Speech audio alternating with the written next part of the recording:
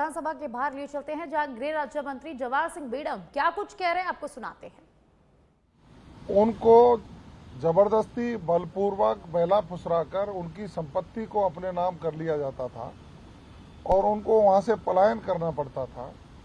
धर्म परिवर्तन की भी कई बार हमें ये सूचनाएं मिलती थी।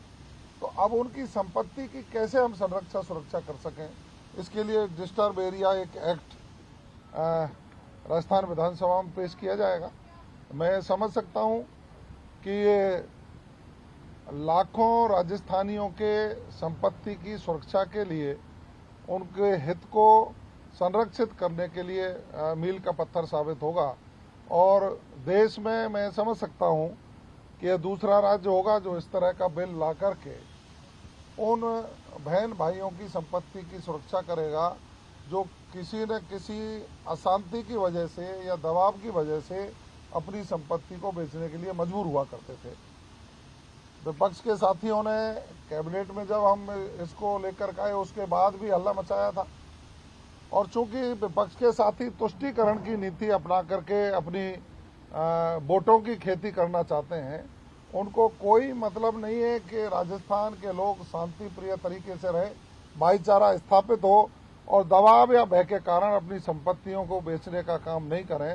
कांग्रेस के लोगों की चिंता नहीं है। कांग्रेस के लोग तो कल भी आपने देखा होगा जिस तरह से विधानसभा के अंदर उन्होंने हुड़दंग किया, जो नाटक किया, जो होहल्ला किया और सदन की कार्रवाई को बाधित करने का काम किया, आसन को टारगेट करने का काम किया।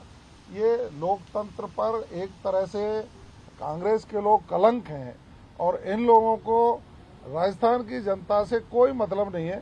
राजस्थान की जनता के हितों के मुद्दों को उठाना नहीं चाहते और प्रदेश के मुख्यमंत्री जी के नेतृत्व में हमारी सरकार जनहित के विषयों पर जनता को सर्विस डिलीवरी की सुलभता लाने के लिए जनता के प्रति जवाबदेह होकर के इस राजस्थान के कल्याण के लिए काम कर रही है।